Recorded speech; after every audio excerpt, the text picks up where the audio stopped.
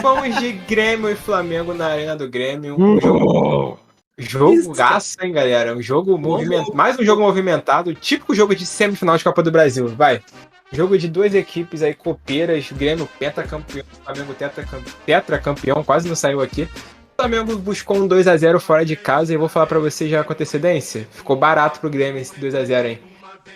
Eu quero já saber, Arthur, o que você achou desse jogo? Ficou surpreso? Caraca, fiquei surpreso, mano. Fala aí sobre esse jogo, dá teu papo. Então, simples aqui. Esse foi um dos melhores jogos do Flamengo no ano e possivelmente o melhor jogo do Flamengo sob o comando do Sampaoli, né? É o Sampaoli que é alvo de muitas críticas aqui no Sports Arena, principalmente da minha parte. Mas assim como eu falei com o Diniz, eu vou falar aqui com o Sampaoli também. Quando ele erra, eu sou o primeiro a vir aqui falar, mas quando ele acerta, eu tenho que ser justo e também tenho que vir aqui falar que ele foi bem na partida de ontem, e muito bem, aliás. Porque é o seguinte, num primeiro momento, ali nos 15 minutos iniciais, a gente viu um Grêmio muito físico, muito intenso em cima do Flamengo, marcando em cima e tudo mais, e o Flamengo se viu numa situação um pouco complicada, né? Tanto que o Matheus Cunha, em determinado momento, chegou até a entregar uma bola pro atacante do Grêmio, que eu não lembro o nome agora, desculpa. Pô, o Carbadio, não? Acho que foi, não lembro. Foi o Cristaldo. Soares fica maluco. Não, nessa aí foi no Vila Sante, se não me engano. Vila Sante? Perfeito. Vila Sante. Ele pediu a bola, né? O Flamengo se viu numa situação muito ruim nesses primeiros momentos, porque o Grêmio estava muito em cima, muito intenso. Mas com o passar do tempo, o São Paulo conseguiu ajustar o time e o Flamengo voltou a fazer aquele futebol que a gente está acostumado a ver, mudou completamente o panorama da partida, né? Um futebol muito rápido, um futebol de toques curtos, um futebol muito intenso e um futebol de muita amplitude também, porque o Flamengo usou muito os lados do campo. A gente via... Te interrompendo rapidinho, esse exato momento que você fala de dominância foi aos 16 minutos, moleque. Tipo, isso ficou muito na minha cabeça. O que acontece? O Flamengo tava tomando uma pressão absurda nesses lances que você falou. E aí, o Flamengo tava afobado, a verdade é essa. O Flamengo tava afobado, não tava conseguindo sair jogando, não tava conseguindo. Tava tentando fazer da mesma maneira que o Grêmio. E aí, nos 16 minutos, o Bruno Henrique tenta dar um tapa na frente, o João Pedro desarma ele, ele pega a bola assim, desesperado, vai cobrar o lateral. Sampaoli grita, manda ele se acalmar, fala assim, dá a bola pro Felipe Luiz. Felipe Luiz estava lá atrás, irmão. Felipe Luiz vem lá na frente, bate o lateral e aí começa uma triangulação. Bruno Henrique, Thiago Maia e Felipe Luiz. A partir desse momento, até o gol do Flamengo, o Flamengo tava com 70% de posse de bola. Tipo, a partir daquele momento foi um momento chave que, tipo, o São Paulo gritou, acalmou os jogadores e o Flamengo começou a jogar com a bola no pé, porque qualidade com a bola no pé não tem comparação, né? Mas segue, foi mal. Eu quero falar o seguinte, o Flamengo usou bastante desses lados de campo, como a gente já falou que usa bastante, e a jogada do primeiro gol é resultado disso, né? Uma bola com o Wesley, que ele vem trazendo, entrega pro Bruno Henrique, que o Bruno Henrique joga pro Gabriel, só escorar pra dentro do gol. E é o seguinte, essa é uma jogada que eu acho que sintetiza muito a qualidade individual dos jogadores do Flamengo, como que o Flamengo se sobressai em relação a qualidades individuais no futebol brasileiro, e como que o coletivo do Flamengo potencializa essas qualidades quando o time tá bem. Eu acho que se o Sampaoli entender isso, ele vai conseguir deixar o time muito mais forte, muito mais dominante, e vai fazer o time voar ainda mais, porque óbvio que esse jogo foi muito bom, foi um jogo muito bom do Flamengo, um jogo que talvez a gente não via há muito tempo em 2023, né? Desde que o Vitor Pereira assumiu, o Flamengo tá oscilando bastante, e ainda vem oscilando com o Sampaoli. Mas caso o Sampaoli ache essa fórmula mágica, eu acho que o Flamengo pode ser aquele time redondinho que a gente se acostumou a ver. E, cara, pode voltar a ser favorito aí, porque eu falei no último Sports Arena, eu falei, cara, eu não vejo o Flamengo como favorito para as grandes competições, se a gente analisar fria e unicamente o desempenho do time. E eu discordei. Sim, eu falei, se a gente for olhar o desempenho do Flamengo, eu não acho que o Flamengo seja o grande favorito. Resultados de jogadores é outra história, porque os resultados estavam vindo, mas em sua grande maioria, ou pelo menos em algumas partidas, de maneira totalmente aleatória. A gente não sabia como o Flamengo conseguia chegar, a gente não sabia como o Flamengo perdia, como o Flamengo ganhava. E nesse jogo, eu acho que o Flamengo teve até um pouco de requintes de Jorge Jesus ali em determinados momentos, com um time muito móvel, um time com toques rápidos, uma saída muito rápida. E depois eu queria separar um espaço aqui para falar sobre o Felipe Luiz, que eu tinha algumas anotações sobre ele desde o Fla-Flu, que eu não pude participar aqui na segunda-feira por causa da minha internet. Mas pra mim, foi talvez o grande nome do jogo, junto com o Bolt ali, Fabrício Bruno, que jogou muito também. Deixou o Luizito no bolso. quero ouvir vocês, meus queridos. Cara, então, foi um jogo que no começo ali o Grêmio tentou fazer aquela pressão, eu já esperava isso, o Grêmio tentar marcar aquela saída de bola do Flamengo, clássica saída de bola do Flamengo, e como o Vini bem disse, o Flamengo ficou um pouco afobado. Tem aquele momento do Everton Ribeiro, que foi aquela primeira chance daquela falha, que ele deu um passe errado no meio campo, que o Suárez tentou encobrir lá de longe, cara, eu pensei que ia dar merda ali na hora, quando eu vi, cara, parecia que ia ser gol, parecia muito que ia ser gol, passou muito perto. Depois teve aquele lance que você comentou aí, que o Vila Sante tentou a primeira, e o Suárez ficou desesperado pedindo aquele passe. E aí, esse momento foi crucial que o Vini citou, do Sampaoli pedindo aquela calma. O Flamengo conseguiu acalmar o jogo, entrar no jogo. Passa muito pelo Felipe Luiz isso também. Felipe Luiz com uma saída de bola diferenciada. Em alguns momentos parecia que ele era o volante do Flamengo. Até como zagueiro em alguns momentos, que o Léo Pereira fazia um pouco essa lateral esquerda, o Felipe Luiz saía mais um pouco. Ele não é muito dessa saída como o Ayrton Lucas, mas ele chegou a alguns momentos de fazer isso, inclusive no segundo gol, já adiantando um pouco aqui, ele estava pisando lá dentro do campo do Grêmio, o Léo Pereira começa a jogada na ponta esquerda, a bola chega no Felipe Luiz, que já está perto da área, passa para o Arrascaeta, que acha o Thiago Maia, que vai cruzar a bola pro Gabigol, né? Vamos ser sinceros aqui. Sim. Ele tentou dar um passe pro Gabigol, mas acabou dando uma leve desviada e saiu o segundo gol. Mas voltando aqui na ordem cronológica, cara, o Flamengo, no decorrer do primeiro tempo, quando consegue acalmar o jogo, consegue controlar a partida tranquilamente, domina o jogo, bota a bola embaixo do braço e diz, ó, somos aqui talvez o melhor time do Brasil, nosso time é muito melhor tecnicamente que o Grêmio, então vamos fazer o nosso jogo. O Flamengo começou a jogar o jogo dele, toca de bola, foi abrindo o jogo e consegue achar um gol quando o Flamengo estava no melhor momento.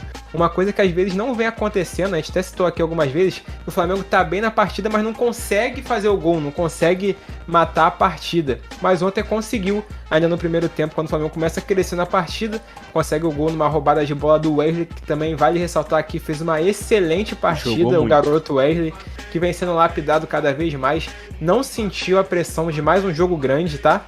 Novamente ele caiu de paraquedas ali no começo do ano, com a chegada do Sampaoli, até um pouco antes, com vários jogos grandes em sequência, ele foi tirando de letra e continua. Tem algumas coisas que ele, por ser garoto, eu acho ainda, dá um pouco mole, é um pouco afobado, mas cara, tá cada vez mais crescendo, espero que continue assim cada vez mais.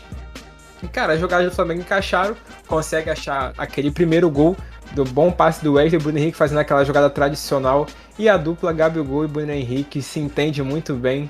É um casamento perfeito nessa dupla. E voltando aí aos tempos de quarteto mágico do Flamengo, veio disso mais cedo no grupo, ele deve falar mais isso na hora que ele for dizer do Flamengo. E destacar também a importância aí do Felipe Luiz, como você bem disse. Vamos lá.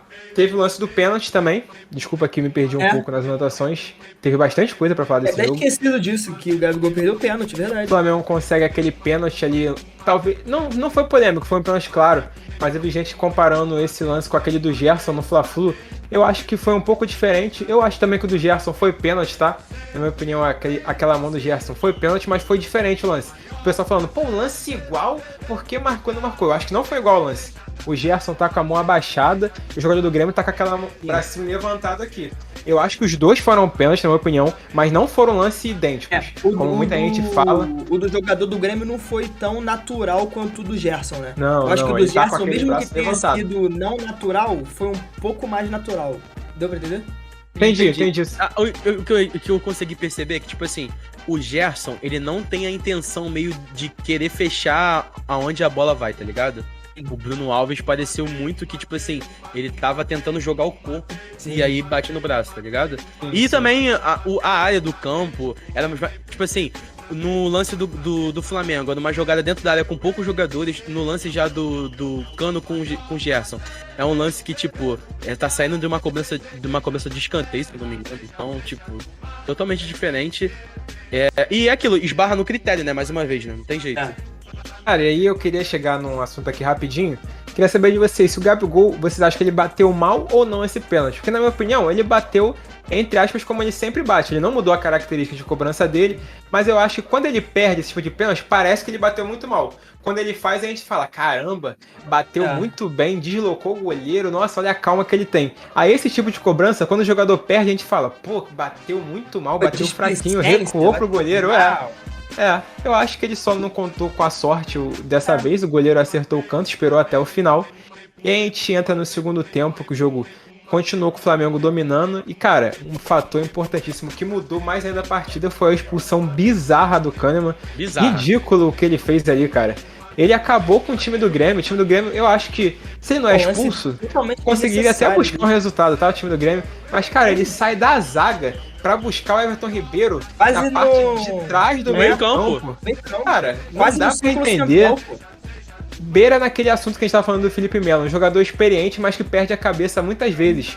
O Kahneman, cara, vergonhoso isso aí. A torcida do Grêmio deve ter ficado muito puta com isso, eu imagino.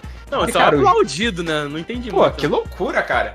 Desnecessário demais esse carrinho que ele deu. Cara, eu diria tal, não sei, dependendo da arbitragem, do critério, como a gente sempre esbarra, seria expulso até direto, dependendo do lance. Alguns árbitros eu acho que marcariam essa expulsão direta pro Kahneman, tá? Parecido com o do Luiz Araújo, não foi? Um pouco? No Marcelo? Cara, a forma que foi o carrinho. A forma do carrinho pode ser parecida assim. Mas porque é o deslize com chute. Sim. E aí o Flamengo consegue dominar mais ainda o segundo tempo, consegue achar aquele segundo gol, como eu já disse aqui mais cedo, no começo do meu comentário. E aí vem as substituições também, cara. Isso aí é bizarro também. O banco do Flamengo atualmente é muito desproporcional ao banco do Grêmio. Eu vi os gremistas falando sobre isso no Twitter, que no Grêmio entrou jogadores, entre aspas, desconhecidos, galera da base. E aí olha pro lado do Flamengo, tá entrando Pedro, Alan, Luiz Araújo. Cara, Cebolinha, que era o jogador principal do Grêmio há uns anos atrás, agora é reserva do Flamengo. Não, e se a gente não for contar só com essa partida, né? Mas em alguns momentos Felipe Luiz vindo do banco, que geralmente quem joga é o Ayrton Lucas, né? Sim. Fiquei um pouco preocupado com isso quando o Ayrton Lucas, estava no banco, fora do banco até, que sentiu o joelho. Falei, caramba, o Felipe Luiz, time do Grêmio, tem uns jogadores rápidos ali, mas tirou de letra. Partidaça do Felipe Luiz, partidaça também do jogador principal da partida, que foi, na minha opinião, o Fabrício Bruno, na parte defensiva. Conseguiu anular o Luiz Soares, que isso é muito difícil. Mesmo assim, o Soares conseguiu criar algumas boas chances, mas o Fabrício Bruno ali conseguiu anular bastante ele ali, principalmente naquela ponta direita.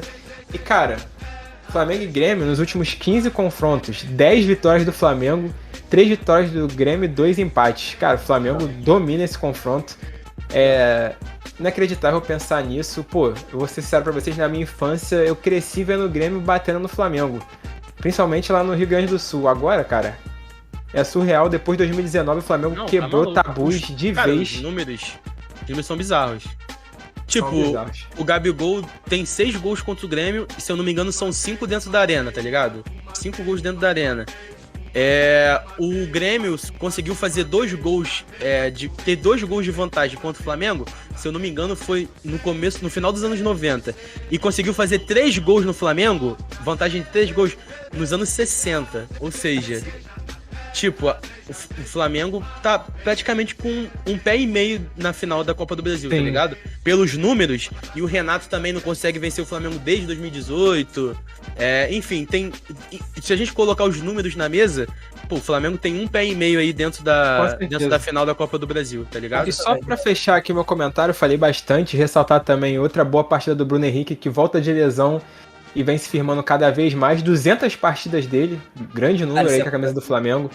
Sem dúvida, um dos grandes ídolos aí dessa geração, junto aí com o Gabigol, Arrascaeta e tudo mais. É a história do clube, pô. Não, sim, com certeza. E só pra finalizar aqui também, deixar clara a má fase do Pedro, né, galera? Ele entrou ali, tentou buscar o gol, mas, cara, não tá bem a coisa pro centroavante. Teve um lance que eu achei muito emblemático, que ele recebe a bola, se eu não me engano, na parte direita da área, ele dá um corte, ele tem a possibilidade de chutar, mas ele tenta dar outro corte e aí vai cortando, e aí perde o ângulo e não consegue, ele tem que virar e tocar pra trás de novo. Enfim, parece um pouco que ele tá até meio sem confiança, né? Pode ser. Ele claramente chutaria pro gol e, enfim, marcaria o gol ou não, mas pelo menos tentaria. Hoje ele hesita em tentar, às vezes procura um passe, às vezes procura chutar no gol, uma bola que já vem muito mais limpa pra ele, que ele tem maior chance de fazer o gol. Coisa que a gente não tá acostumado a ver, né? O Pedro, que é um atacante tão habilidoso, que consegue sair da área, consegue gerar jogo, tem um bom passe, tem um bom posicionamento. Sei lá. Mas enfim, vou deixar agora o Vini falar um pouco também. E até acho que ele vai citar um pouco desse assunto que o Arthur Xavier colocou aqui o que acharam do Vitor Hugo, uma boa partida também, fez o trabalho sujo ali no meio campo do Flamengo. Foi o Operário, né? Não tem jeito. Operário. Mas fala aí, Vini, o que você achou desse jogo, seus comentários? Cara, então, o jogo a gente meio que comentou entre si, né? Nós três fomos falando um pouco em cada momento, então tipo, acho que já deu pra bater um pouco e tal. Só que, cara, o que eu tenho pra falar são os destaques individuais. A gente já viu que o nosso destaque que a gente colocou foi o Fabrício Bruno, mas, cara, o Fabrício Bruno, entre todos os jogadores do Flamengo, desde a chegada do Sampaoli, é o primeiro em passes certos, o primeiro em bolas longas certas, o primeiro em ações defensivas certas, o primeiro em duelos aéreos ganhos, o primeiro na eficiência dos duelos e o segundo em interceptações. Então, tipo, mais do que o crescimento coletivo do Flamengo, o crescimento individual desde que o Sampaoli chegou é absurdo. Fabrício Bruno, o Wesley, Gerson, o próprio Gabigol voltou a jogar bem, tá ligado? Jogando de centroavante, o Pulgar. E tem gente que fala aí, né? No caso, o Vidal fala que ele é um péssimo treinador, que não soube aproveitar. Perdedor, né? Perdedor, bizarro. Palavras duras, né? E a respeito do Wesley, rapaziada, eu bato nessa tecla, LF tá de prova. Eu bato nessa tecla com esse moleque desde quando ele começou a jogar pelo Flamengo.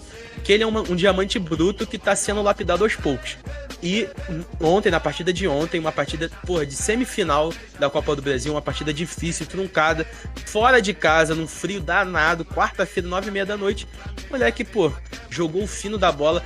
Foi a válvula de escape em muitos momentos ali, na transição rápida, né, da defesa pro ataque do Flamengo e tal. E foi muito inteligente no passe que deu pro Bruno Henrique, que depois passou pro Gabigol para fazer o primeiro gol da partida. E o Wesley, desde que o Sampaoli chegou no Flamengo, é o jogador que mais vestiu a camisa. Foram 25 jogos ao total. Ou seja, por mais que tenha 19 anos e tenha 2 outros laterais, por mais que estavam sofrendo com lesão, né, principalmente o Mateuzinho, mas soube vestir a camisa, assumiu a responsabilidade e foi contra todas as críticas, porque teve, desses 25 jogos, desses meados desses 25 jogos, estava sendo muito criticado pela torcida do Flamengo, só que não se deixou abalar, foi maduro o suficiente para assumir a responsabilidade e vai colhendo os frutos aos poucos, né? Acredito que agora a confiança dele vai ser bizarra, não tem jeito. E, a respeito do Felipe Luiz, quando eu vi que o Ayrton Lucas não ia nem ser relacionado por conta de dores no joelho, eu fiquei um pouco receoso também, assim como o RDF, né? Cara, será que o Felipe Luiz vai conseguir dar jeito e tal? O Grêmio tem o Bitelo, que cai muito pelo lado direito e tal. Será que vai dar bom? Será que não vai dar? Só que eu acho que, com o Bruno Henrique dentro de campo, o Ayrton Lucas não funciona tão bem. Porque o Bruno Henrique cai muito pelo lado esquerdo, muito mesmo. E isso acaba minando o Ayrton Lucas, porque se ele subir muito com o Bruno Henrique, na hora de recompor vai ficar um buraco, vai ficar faltando alguém. E com o Bruno Henrique em campo, ele cai muito pelo lado esquerdo, pelo fato dele ser um jogador ofensivo, ele tem a prioridade de cair pelo lado esquerdo muito mais que o Ayrton Lucas, já que é um jogador que vai e volta, tem essa obrigação de voltar para marcar. E é basicamente isso. Com a entrada do Felipe Luiz, o Vitor Hugo, que o Arthur até falou com a gente, perguntou, ele foi, por exemplo, o jogador operário junto com o Thiago Maia. Muitas das vezes os dois caíram pelo lado esquerdo, assim como o Léo Pereira. Um pouco simulando até, se a gente for tentar simular, comparar com algum time, até mesmo o time do Diniz, antes da lesão do Alexander. Eu sabia que tu ia falar quando tu falou assim, comparando com algum time, eu falei, ele vai falar do Diniz, vai. Comparando com o time do Diniz antes da lesão do Alexander, que o Marcelo caía muito como esse primeiro, segundo volante. E aí o Alexander vinha para recompor a defesa, principalmente se perdesse a bola e gerasse algum contra-ataque. E o Felipe Luiz fez muito bem essa função, quebrou muitas vezes a linha, né? As linhas defensivas do Grêmio. Como o LF bem disse, achou o passe para Arrascaeta, Thiago Maia, gol. Então acho que foi muito importante, foi imprescindível a presença do passe dele assim, ó. Exato, cara. Ele vai não tem jeito. Cara, ele é muito diferenciado, Felipe Luiz. Por mais que... E é aquilo, aquele jogador que ele é centrado e é humilde. Não reclamou em nenhum momento de estar no banco. Não reclamou de ter perdido um pouco do espaço e tal. E mostra, mais uma vez, que ele é um jogador que, por mais que tenha 37 anos... É um jogador imprescindível no Flamengo ainda, tá? E pode ser que com a volta do Bruno Henrique 100% saudável e tal, e com um quadrado mágico funcionando muito bem lá na frente, Bruno Henrique, Gabigol, Arrascaeta e Everton Ribeiro, possa ser que o Felipe Luiz volte a ser titular também. Não seria pra mim nenhuma surpresa, tá? Não, nenhuma. Até porque o Flamengo tem 3 competições ainda que está vivo, a gente não pode deixar de lado o brasileiro, e seria legal do São Paulo tentar mesclar os dois Cara, elencos. E às vezes, dependendo da partida, entrar o Ayrton Lucas no segundo tempo, com aquela velocidade dele. É uma válvula de escape absurda, né? Vai falar mais de um, né? Só a respeito do Felipe Luiz, não, relaxa. E a respeito do Felipe Luiz, como a gente veio falando, Felipe Luiz, ele acertou 94% dos passes que deu, ele perdeu a posse de bola apenas em 4 vezes das 82 ações com a bola, ou seja, é bizarro, tipo, perdeu muito poucas vezes a bola, somou 3 cortes e 3 interceptações, e ele, por mais que tenha 37 anos, não tenha mais a velocidade que tem, não sofreu nenhum drible, ou seja, isso tipo assim, é muito importante ter um jogador desse dentro do elenco, porque além dele somar ofensivamente, soube somar também defensivamente, já que, tipo, por mais que tenha 37 anos e não seja tão rápido, não sofreu nenhum drible na partida. E contando com Vila Sante, o Bitelo, o próprio Suárez, ele conseguiu sair soberano e não sofreu nenhum drible, não deixou a desejar lá atrás e foi muito bem na frente, Tem né? segredos do campo ali, né? Ele tem, mano. Atalhos.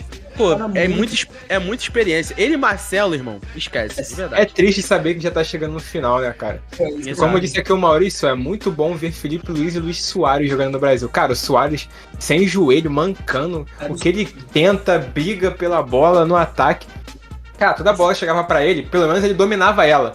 Às vezes não saía nada, mas ele pegava a bola, irmão. É aquele lançamento, não sei se vocês lembram, que foi por cima do Léo Pereira, parecia que não ia dar em nada, ele se joga na bola e sai um lance perigoso, irmão. Ele é bizarro. Tem uma na ponta também, que ele passa por dentro do Wesley, acho que do Fabrício Bruno. Acho que talvez foi o único drible que o Fabrício Bruno tomou dele na partida. Ele vai passar por dentro e falou, caraca, deixaram ele passar. Só que graças a Deus ali não deu em nada, porque, pô, ele joga muito, irmão. Ele joga muito. É bizarro. Eu até falei isso ontem no grupo, né, mano? Tipo... É interessante, às vezes eu me pego olhando assim, eu fico, caraca, mano, o Suárez tá jogando no Brasil, filho. Isso é muito louco, muito bizarro, pensar, isso é muito louco, mano. Ele tava no Barcelona e no Atlético de Madrid. Pô, agora bizarro. Ele tá no Brasil, né? Bizarro. Mas, cara, eu queria falar um pouco sobre o Felipe Luiz também. Fala, Léo. Imagina o que ele vai fazer na MLS, cara. O que o Messi já tá fazendo lá. Será que ele vai mesmo? Acho que ele vai. O Renato já falou que não ele fica esse ano, não agora, mas ele vai, talvez no final do ano. Perfeito.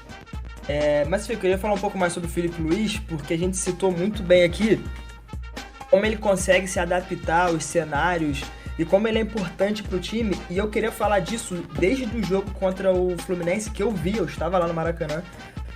E como o Felipe Luiz vem sendo importante, não só jogando como lateral, mas em alguns momentos atuando como volante. Nessa partida, principalmente na construção das jogadas, tá? Nessa partida contra o Fluminense, por exemplo, a gente via na hora da saída de bola e da construção da jogada desde a base, o Felipe Luiz recuando, se aproximando e ficando entre os zagueiros, empurrando o Thiago Maia pra frente para fazer uma linha de 5 homens no meio. Então o Flamengo atuava num 3-1-5-1. O Felipe Luiz justamente sendo esse volante central aqui. Ficava 3-1-5-1. E aí a gente percebe que a gente olha pro Felipe Luiz e pensa, caramba, mas o Felipe Luiz não é tão ofensivo assim, era o que se falava quando ele veio pro Flamengo, né? Ele prova-se cada vez mais um lateral muito técnico, um lateral muito calmo e muito experiente com a bola no pé. Aquilo que eu falei sobre o Marcelo em alguns momentos aqui, eu volto a falar também sobre o Felipe Luiz. Às vezes o jogo tá muito nervoso, muito agitado.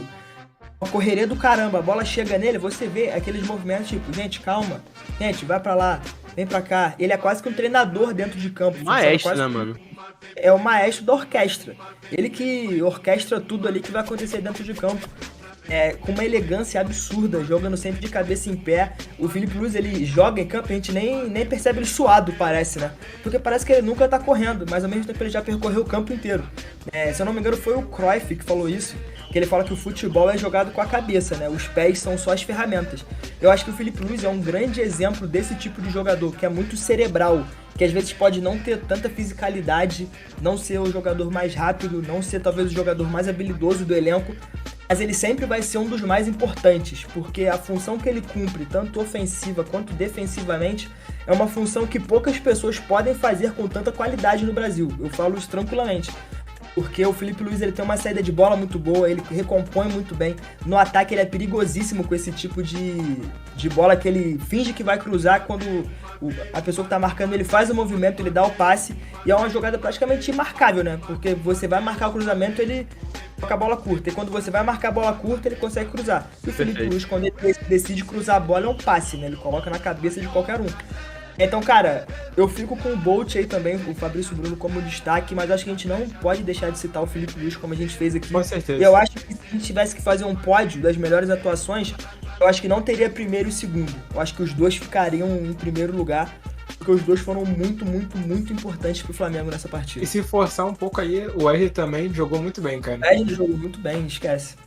E teve que sair porque tava pendurado, tomou um amarelo e foi inteligente o Sampaoli. Logo quando o Kahneman foi expulso, ele já percebeu logo, talvez tenha pensado, pô, o árbitro vai querer compensar, vou tirar logo aqui meu jogador lateral com amarelo, que vão jogar em cima dele. E aí ele vai, tira o Wesley, coloca o Varela, que entrou bem sem ritmo, hein? Isso aí preocupa um pouco. Perfeito. Fechamos, então? Cara, eu acho que fechamos. Podemos falar aí que o Flamengo agora vai enfrentar o Atlético Mineiro fora de casa no sábado às 9 da noite. E que me preocupa é o seguinte, a galera flamenguista sabe bem como é que é. O Atlético Mineiro com o Filipão ainda não venceu nenhum jogo, meu amigo. E, cara, o Flamengo gosta disso, sabe? Gosta de dar aquela levantada. Não, mas quando o Flamengo tem a semana cheia, o Flamengo joga bem. É verdade, será, eu acho cara? Que não ganha, mas eu acho que não ganha também. Acho Não, que vai empatar isso. Flamengo quando tem a semana... Foi o que eu falei no programa passado. O Flamengo com a semana cheia, joga bem todos os jogos. O time tá cansado, não sei o que lá. Tem a semana pra treinar, pra não sei o que, parece que come uma feijoada daqui de São Jorge antes de... Um pé de porco, rabo de porco, feijoada de porco. Da Portela. Feijoada da Portela. Da cigana Sarajane, tá ligado? Come a feijoada com orelha de porco, buchada, pô, só rodelão de linguiça, rabo de rato, tá ligado? Pé de coelho. Pô, a tia mexe com o braço, tá ligado? E toma feijoada, Gabigol, toma BH, toma laranjão, aquele placo de laranja. Tá ligado, né? Couve. Parece que é isso, mano, porque o Flamengo joga pesado contra o Bragantino, joga pesado contra o América Mineiro, tá ligado? Gana Sarajane, cara, que é isso, Quem velho? fala isso é o GV, mano, é o GV, eu fiquei esse bagulho na cabeça. Mas, ó, aí, vamos de palpite, então, porque aí o Flamengo joga sábado, na quinta já tem Libertadores, aí, pô, Comebol. Arena, pô. Inclusive, eu tô com uma ideia que eu vou falar depois pra vocês no grupo depois. Mas, enfim. E olha só, rapidinho, vou fazer um protesto aqui, Pô, eu tava querendo saber um pouco do meu futuro, tava meio apreensivo, né? Ai, meu Deus. Aí falaram assim, pô, vai na vidente, vou falar o nome. Vai na vidente, que aí ela vai falar as coisas pra você e tudo mais, né? Peguei o endereço, pá, fui lá na vidente, né? Aí eu cheguei, alô, bati assim, né? Alô? Aí ela, quem é? Fui embora, pô. Vidente não sabia que eu ia lá, pô? Ah, fui embora, pô. Nem cheguei a entrar, mano. Tá maluco, pô. Sacanagem. Tá de sacanagem, cara. Você tá de brincadeira. Que isso, cara. O vidente perguntou quem Mas, é, ó, tá de sacanagem. eu quero saber quem vai ser o vidente aqui agora que vai acertar o placar de Atlético Mineiro e Flamengo. Gigante. 1-1 Atlético e Flamengo. Cara, 2-1 Flamengo. Tá sendo clubista nesse chute. Tô. Vou te falar, sábado, 9 da noite, 0x0, moleque. Ó, e só eu apostei na vitória do Flamengo contra o Grêmio, tá? Papo reto. Eu falei que ia ser 2-1, foi 2-0. O Vini falou que ia ser 2-1 Grêmio e eu falei que ia ser 1-0 Grêmio. Papo reto. Parabéns. 1-1 Flamengo e Atlético Mineiro. Arruma isso, Vini brinca muito. Mas enfim, cara, acho que fechamos de... o Lucas Figueiredo. Salve, Lucas Figueiredo. O Flamengo ganha de 3-0. Aí, pô, tá confiante. Tá deixa confiante. o homem, deixa o homem.